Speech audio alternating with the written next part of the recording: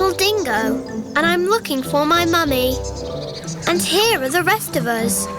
But where is Mummy? Oh, Mummy, I was looking for you. You promised to tell us the fairy tale about Dingo. You promised! But not when the gapers are here. But, Mummy, they'll be just listening. Those are people, Mummy. Okay. So I'll tell you the fairy tale about Dingo. Let's go. Brothers and sisters, Mummy is here. She'll tell us the fairy tale. Now gather round me and keep quiet. Well, I mean all of you. Let the story begin. Once upon a time, in a country far, far away called Australia, a huge and mysterious bird brought the soul of a little dingo down to the earth, into his mummy's tummy. And everyone was yelling, "Look! Look, the mysterious bird who brings new life has come!" After 9 weeks, the little dingo and his brothers and sisters were born. Oh, Mummy! It's about me, is it? No, it's not about you. This is a story about someone like you, but it happened a long time ago. Now listen. Okay, Mummy, I'm listening. When the little dingo and his siblings were born inside their lair, they had Mum to take care of them. She was watching over them, feeding them with her yummy milk and keeping them warm, as I do you. That's right, Mummy. You always take care of us so nicely. I do, that's true. That's what every mum does, even the human ones that are listening to our fairy tale. Soon, little Dingo and his siblings were growing like wild grass.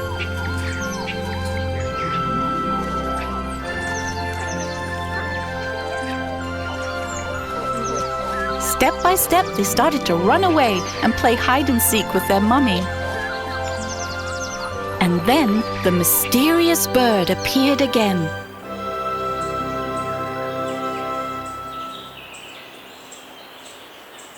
The time had come when the little dingo could go outside of his lair.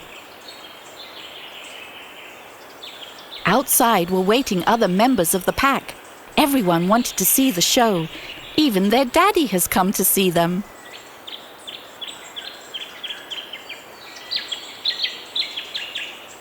But the little dingo was very frightened, so everyone moved aside a bit to give him room.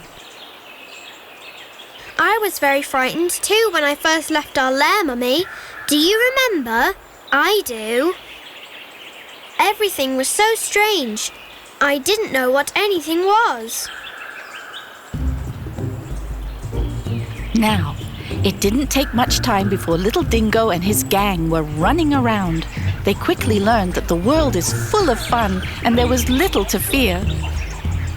From all the running around, little Dingo got pretty hungry, and because he wasn't used to being on his little paws so much, he soon got tired.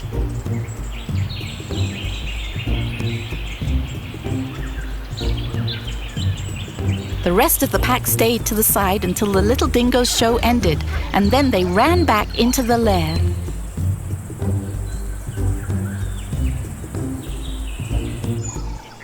The little dingoes would do the same thing every day, until one day our mysterious herald of life appeared again.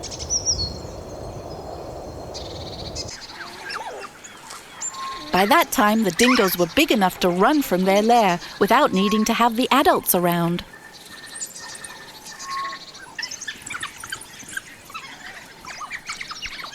They had gotten so big, they didn't fit in the hollow tree lair they were born in.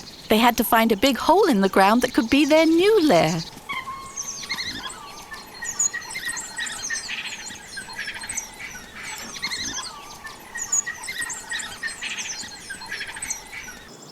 The dingoes made more frequent trips to explore their surroundings, and each trip would be longer than the previous. We can do that as well, right, Mummy?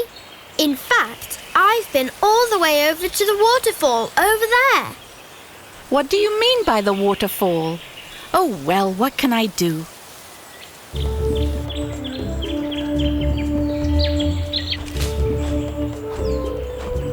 One day, when that huge bird once again circled over the plain, 3 of the puppies found the courage to go as far as the waterfall.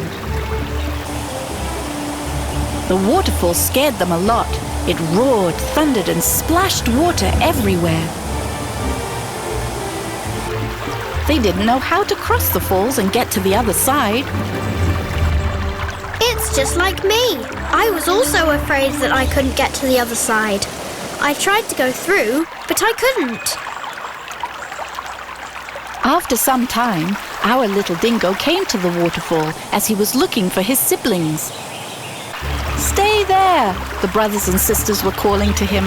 "You can't pass. We must go back."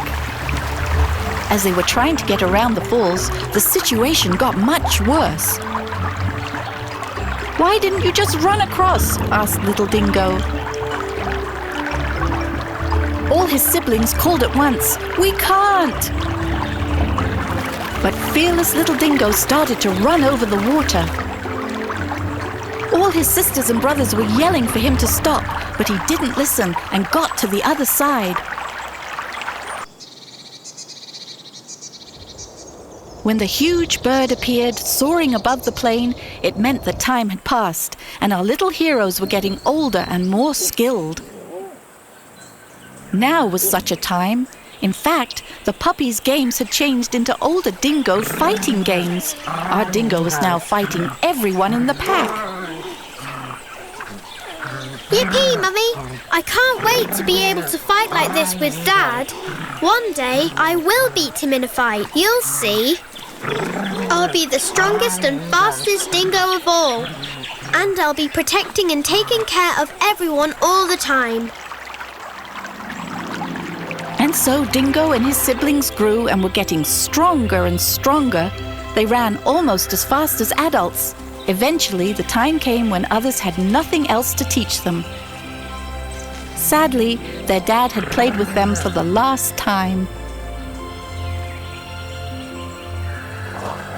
All of them had the feeling that their games weren't as much fun as they used to be. They needed much more. And eventually, no one wanted to play with them. The time had come when they became totally independent. It was a time for their mum to say goodbye, so she said, "Now you're all grown up, you have to find your own path." That was the day the mysterious bird was seen for the last time. From that time on, it won't look after little Dingo and his siblings. So from now on, they will be completely without their mummy? That's right. They must put to practice everything they had learned in life. And the whole forest thinks the dingoes are crazy. All of them are laughing. "Look, they're hunting a butterfly. How silly. Like we need more crazy dingoes around." Sadly, everyone agreed. They complain, "Can't we have a bit of peace? They make horrible noises all the time. And see how clumsy they are. They don't even know how to hunt properly." But the other animals soon found out that it isn't very smart to make fun of dingoes. The dingoes chased after the other animals, showing just how agile dingoes can be. And when the older dingoes joined the younger ones, one of the kangaroos was lucky to remain alive. Yes, Mummy. They showed them what they'd learned fighting in a pack, right? That's right. They learned how to hunt in groups so they can trick even the fastest runners and jumpers. So no one can make fun of them anymore, right? Right, but it's a long journey to become an adult. When they were fully grown, they were no longer tired or weak.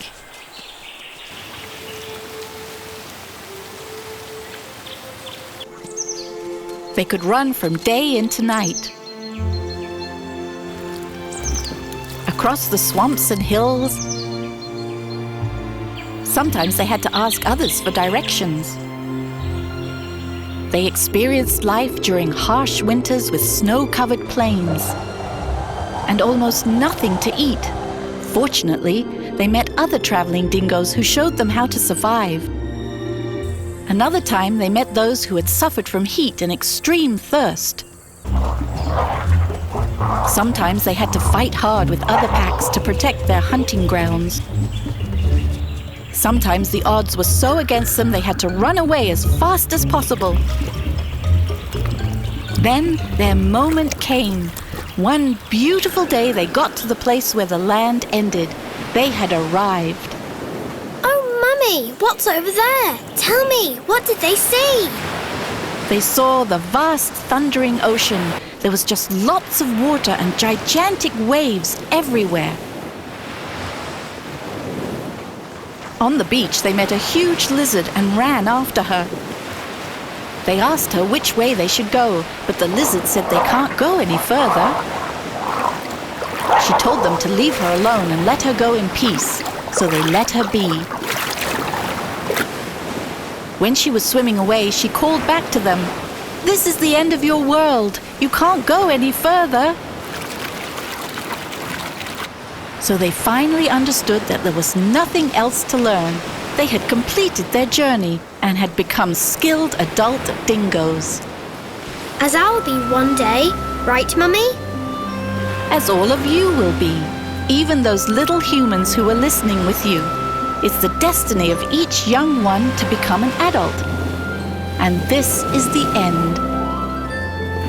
So, did you like the fairy tale about Dingo and the mysterious bird who brings souls to the world?